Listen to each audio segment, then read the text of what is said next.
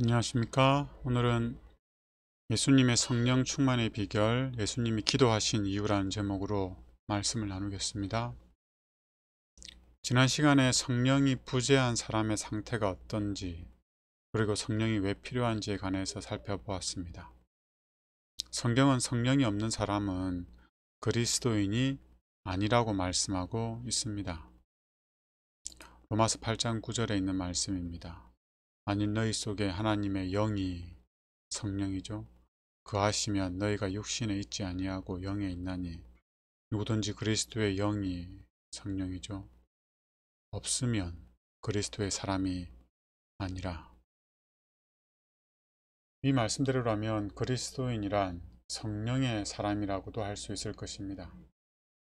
사실 예수님을 믿는 신앙에서 성령을 제외한다면 그 신앙은 형식과 껍데기밖에 없는 신앙, 즉 우상을 섬기는 거짓 종교와 유사할 것입니다. 왜 그렇습니까? 성령의 사역에 대해서 좀 살펴보겠습니다. 고린도전서 12장 3절입니다. 그러므로 내가 너에게 알리노니 하나님의 영으로 말하는 자는 누구든지 예수를 저주할 자라 하지 아니하고 또 성령으로 아니하고는 누구든지 예수를 주시라 할 수 없느니라. 예수님을 믿고 주로 고백하게 하는 것이 성령의 역사입니다. 예수님을 처음 믿는 것도 성령의 역사로 말미암은 거죠. 우리가 지금 이렇게 예수님 믿고 있는 건 우리가 성령을 통해서 믿음을 갖게 된 겁니다. 성령이 안 계셨다면 우리가 아마 이 자리에 있지 않았을 것입니다. 그리고 성령은 예수님처럼 하나님의 율법을 순종하도록 합니다. 이는 그리스도 예수 안에 있는 생명의 성령의 법이 죄와 사망의 법에서 너를 해방하였습니다. 육신을 따르지 않고 그 영을 따라, 성령을 따라 행하는 우리에게 율법의 요구가 이루어지게 하려 하심이니라. 우리가 하나님의 율법에 순종하기 위해서는 우리 마음 가운데 무엇이 있어야 합니까? 하나님의 율법이 새겨져야 되는데, 다른 말로 사랑이 있어야 합니다. 우리의 사랑이 아니라 하나님의 사랑이 있어야 합니다. 로마서 5장 5절에는 성령으로 말미암아 하나님의 사랑이 우리에게 부음받았다고 말씀하십니다. 성령이 우리 마음에 하나님의 사랑을 넣어주십니다.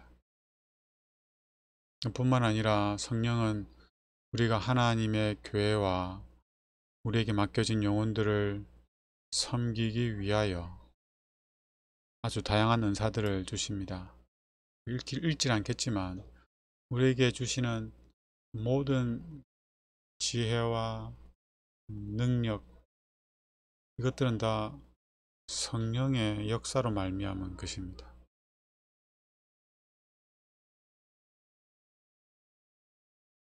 그리고 성령은 우리로 하여금 우리 학력과 무관하게, 우리 IQ와 무관하게 진리를 깨닫게 하십니다. 보혜사가, 곧 성령이 오면 예수님께서 가르치신 것을, 그리고 예수님이 말씀하신 것을 다 생각나게 하겠다고 했습니다. 요한복음 16장 8절에는 그가 와서 죄에 대하여, 의에 대하여, 심판에 대하여 세상을 책망하신다고 하셨는데, 우리로 하여금 죄를 깨닫게 하고 의가 무엇인지 알게 하십니다. 성령이 역사하지 않으면 진리도 깨달을 수가 없습니다. 하지만 성령이 역사하면 학력이 어떠하든 상관없이, 지적 수준이 어떠하든 상관없이 성령을 통하여 진리를 깨닫게 됩니다. 왜냐하면 성령은 진리의 영이시기 때문입니다. 이 성령은 단순히 우리와 떨어져서 별개로 계시면서 우리에게 능력을 주시고 진리를 깨닫게 하시는 분이 아닙니다. 우리와 함께 거하시고 우리 속에 계시는 분이십니다. 감사하게도 예수님이 이러한 성령을 먼저 우리에게 주시겠다고 약속하셨습니다. 예수님은 성령이 예수님을 믿는 사람들과 함께 거하실 것이며 우리 속에 계실 것이라고 말씀하셨습니다. 그래서 제자들에게도 이 성령을 약속하셨을 뿐만 아니라 이 성령을 기다리라고 하셨습니다. 내가 아버지께 구하겠으니 또 다른 보혜사를 너희에게 주사 너희 영원토록 너희와 함께 있게 하겠다고 약속을 하셨죠. 그리고 이 성령을 기다리라고 했습니다. 이 약속하신 것을 너희에게 보낼 것인데 이것이 너희에게 입혀질 때까지 이 성에 머물라고 했습니다. 그래서 제자들은 이 복음을 전하고 싶은 충동이 있었음에도 불구하고 예수님 말씀에 순종하여 예루살렘에 모여서 성령을 기다립니다. 아무것도 하지 않고 기다린 것이 아니라 그들은 함께 모여서 한 마음으로 기도를 합니다. 회개를 합니다. 그러면서 성령을 기다리게 되죠.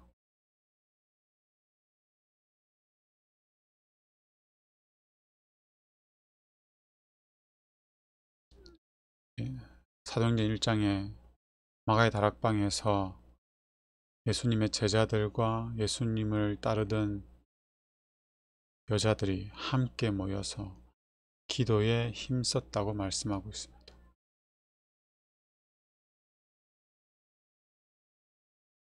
이렇게 그들은 성령을 기다리며 성령을 구하였습니다. 그 결과 오순절에 이런 비의 경험을 통하여 힘있게 예수님을 전할 수 있었습니다. 성령은 예수님을 믿는 사람들 뿐만 아니라 예수님 자신에게도 능력의 근원이셨습니다.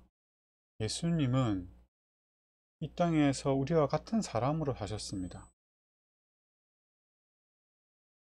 그러면서 예수님이 그 하나님으로서의 능력을 사용하신 게 아니라 예수님은 성령의 능력으로 사셨습니다.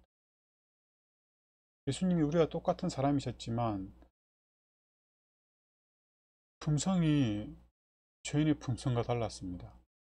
하나님의 품성을 드러내셨어요.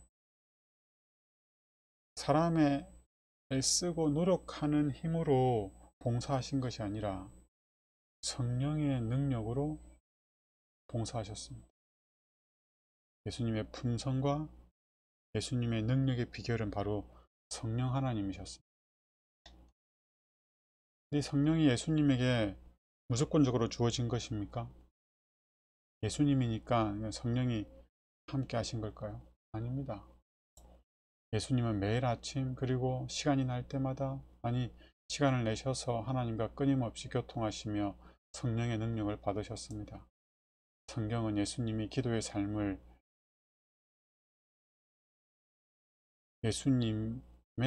삶을 다음과 같이 기록하고 있습니다.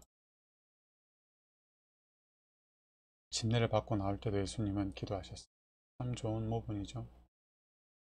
침례할 때 침례를 주는 분이 기도를 하고 또 축하 의미에서 교회 대표자들이 기도하는데 침례 받은 사람이 자신의 결심과 감사와 감동을 기도한다면 참 좋을 것 같습니다. 그리고 예수님은 새벽 일찍 일어나셔서 한가한 장소를 구별하셔서 기도를 하셨습니다. 그리고 나서 어디 가서 무슨 일을 해야 될지 아셨습니다. 그리고 그 일을 하셨어요. 기도의 응답으로 예수님은 사셨죠. 그리고 예수님은 이때가 언제냐면 많은 사람들이 예수님을 찾아와서 말씀을 듣고 또 병을 고침받기 위해서 나왔을 때입니다. 예수님이 말씀을 가르치고 병을 고치는 것이 사역의 주된 일이었지 않습니까? 이제 그 일을 할 수 있는 기회를 얻은 겁니다. 교회의 말씀을 배우겠다고 오고 뉴스타트를 배우겠다고 사람들이 몰려온 거예요. 그때 예수님 어떻게 했냐면 그 사람들을 다 뒤로 두고 뒤로 하고 한적한 곳에 기도하러 가십니다.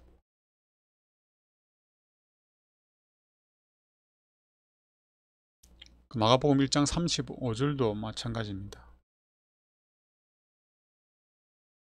예수님이 저 기도를 하신 후에 그곳에 여전히 예수님 말씀을 듣고자 하고 예수님께 병고침을 받고자 하는 사람들이 있었음에도 불구하고 다른 곳으로 사역을 위하여 떠나게 됩니다.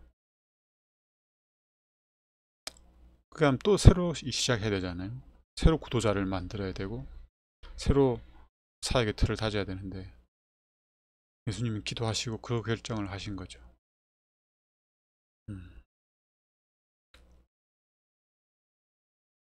예수님에게는 사역보다 더 중요한 것이 기도하는 것이었습니다. 하나님과 교통하는 것. 그리고 예수님이 따로 기도했다는 말씀은 누가복음 6장 12절에도 있습니다. 제자들을 두고 따로 기도하라고 하셨죠. 이때는 예수님이 12제자를 세우기 전이었습니다. 이 기도를 마치신 후에 12제자를 선택하셨죠. 밤새 기도하셨습니다. 굉장히 중요한 일이었기 때문에 그렇게 하셨겠죠. 그리고 또 제자들과 함께 있으면서도 따로 기도하러 가신 것을 볼 수 있습니다. 그리고 예수님이 홀로 따로 기도하셨을 뿐만 아니라 제자들을 데리고 또 기도를 하러 가시기도 하셨습니다. 십자가에 달리시기 전 겟세마네 동산에도 동일하게 베드로와 야고보와 요한을 데리고 가셨죠. 그리고 그들에게도 함께 기도하기를 요청하셨습니다. 예수님의 기도의 모본을 다음과 같이 말합니다. 그는 무지한 자들을 가르치시며 앓는 자들을 고치시며 눈먼 자들을 보게 하시며 무리들을 먹이시면서 종일 수고하시다가 땅거미가 질 때나 혹은 이른 아침에 아버지와 교통하기 위하여 산의 성소를 향하여 길을 떠나셨다. 그는 온 밤을 기도와 명상으로 보내시다가 사람들 가운데서 일을 하시기 위하여 먼동이 틀 때에 돌아오시는 일이 종종 있었다. 예수님은 기도하는 장소가 주로 산이었습니다. 한적한 곳이었죠. 우리도 예수님과 같이 기도하기 위한 장소가 구별되어 있으면 좋을 것 같습니다. 그리고 그곳에서 하나님과 개인적으로 교통하며 또 말씀을 묵상하고 그런 삶을 살 수 있다면 우리도 예수님을 닮아갈 수 있을 겁니다. 예수님이 매일 성령의 충만함을 받을 수 있었던 비결이 무엇이었습니까? 기도였죠. 기도. 그럼 예수님이 어떻게 이와 같이 매일의 기도의 삶을 살 수 있었을까요? 예수님의 기도의 습관의 비결이 무엇이었습니까? 신물교훈에 있는 말씀입니다. 그가 사시고 생각하시고 기도하신 것은 자신을 위함이 아니요 남을 위함이었다. 그는 매일 아침 여러 시간 동안 아버지와 교통하심으로 하늘의 빛을 사람에게 나누어 줄 준비를 하셨다. 그는 날마다 성령의 새로운 침례를 받으셨다. 주님께서는 매일 아침 이른 시간에 일어나셔서 다른 사람에게 나누어 주기 위하여 자기의 심령과 입술에 은혜의 기름을 바르셨다. 그분은 하늘 조정으로부터 새로운 말씀을 직접 받으셨는데 그 말씀은 피곤하고 확대를 받는 자들에게 하실 경우에 합당한 말씀이었다. 예수님은 매일 아침 여러 시간 동안 하나님과 교통하시면서 기도를 하셨습니다. 그렇게 하신 이유는 예수님의 삶의 목적이 남을 위한 삶이었기 때문입니다.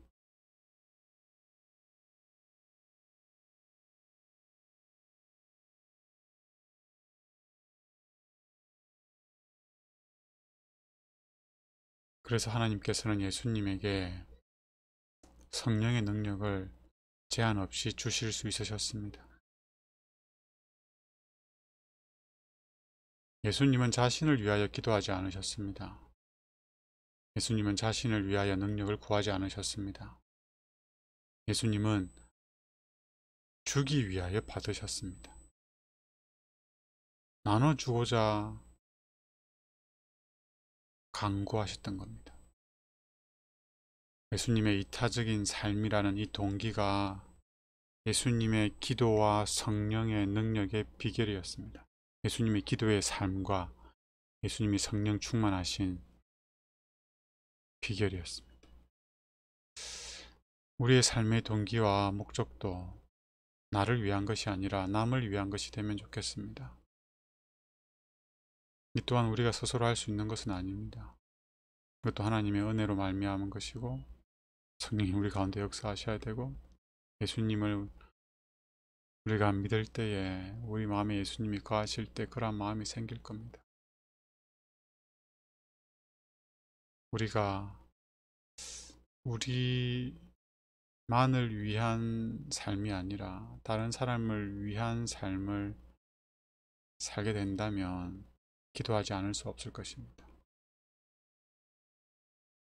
우리 교회만을 위한 것이 아니라 다른 교회도 위하는 그런 신앙, 우리 가정만 위한 것이 아니라 다른 가정도 위하는 신앙, 우리 자녀만을 위한 것이 아니라 다른 자녀들도 위하는 신앙. 네, 우리라는 이 집단 이기주의를 벗어나서 또 다른 우리, 다른 공동체를 위하는 이런 신앙, 이 또한 우리가 지향하고 추구해야 하지 않을까요? 그래야 할 때 우리는 더 성령을 필요로 하고 간구하게 될 것입니다.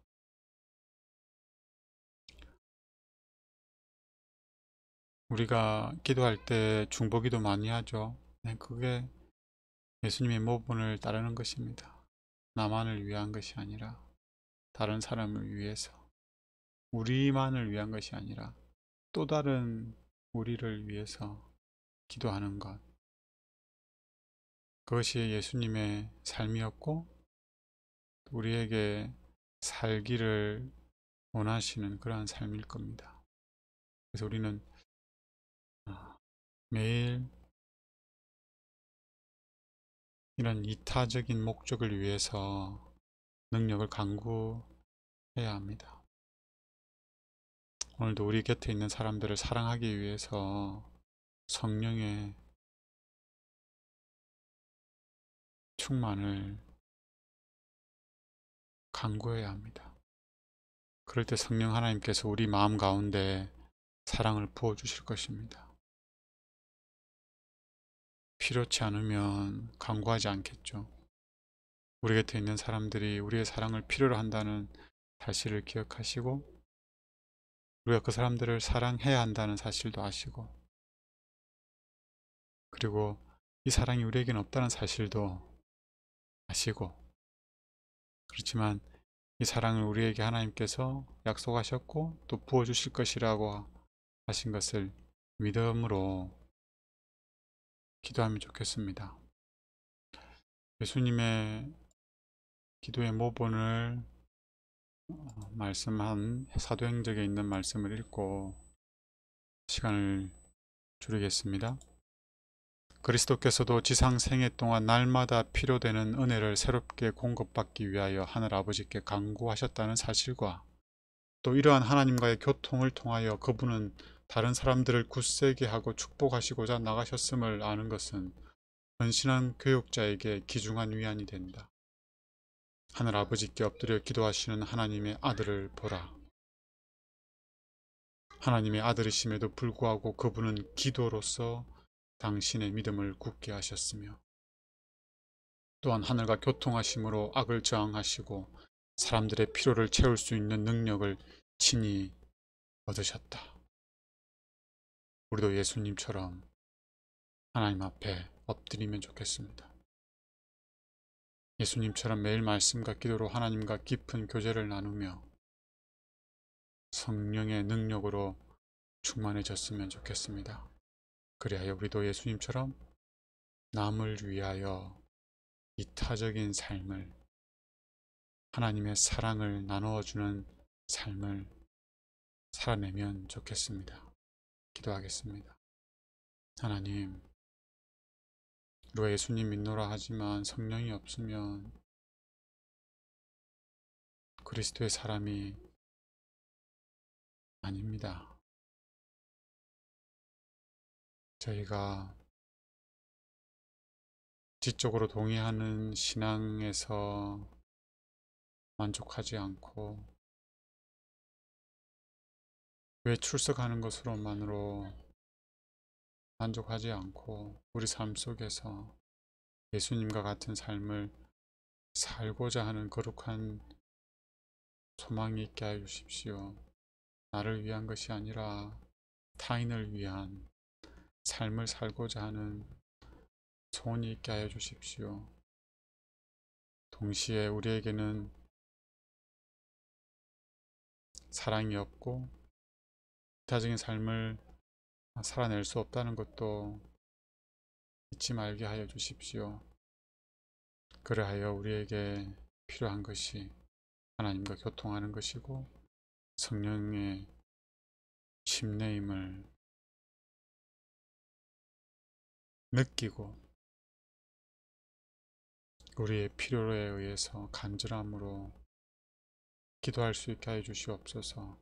예수님의 모본처럼 매일 아침 일찍 충분히 하나님과 교통하며 우리의 마음에 하나님의 사랑을 부여받고 또 성령이 인도하시는 대로 순종하며 살아갈 수 있는 저희의 신앙 생활이 될 수 있도록 은혜를 베풀어 주시옵소서.